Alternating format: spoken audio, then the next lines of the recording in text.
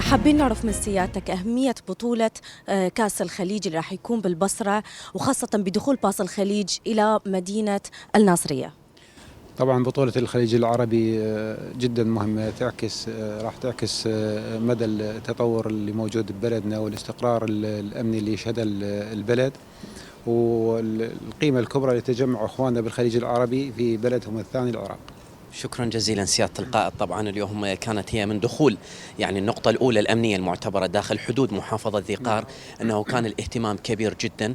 اليوم أهمية بمشاركة جميع الفرق الجماهيرية، جميع الجهات المعنية بإنجاح حدث خليجي. هو ليس نجاح حدث لهذا المسير، نجاحه هو نجاح هذا الحدث لأول مرة في العراق بعد 44 عام، وللمرة الأولى بتاريخ المنطقة الجنوبية في العراق أنه يحتضن بطولة إقليمية.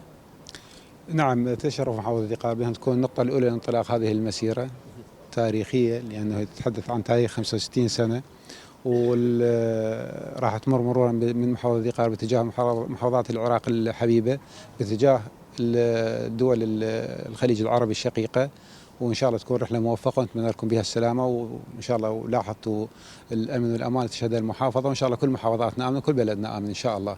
بالتأكيد الشكر موصول لكم جميعا، وهي رسالة محبة والسلام. وأيضا لا ينسى أنه ما كان حضور مديرية الشباب والرياضة والحكومة المحلية في محافظة ذي قار.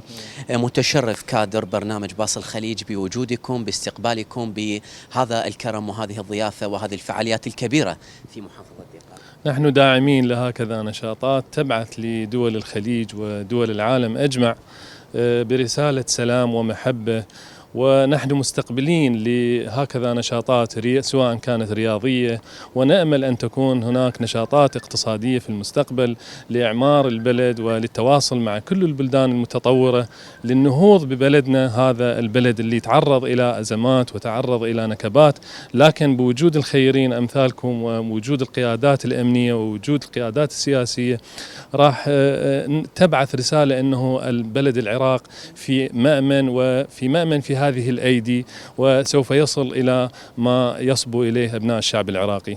شكرا لكم، وإن شاء الله ترافقكم السلامة وبالتوفيق إن شاء الله.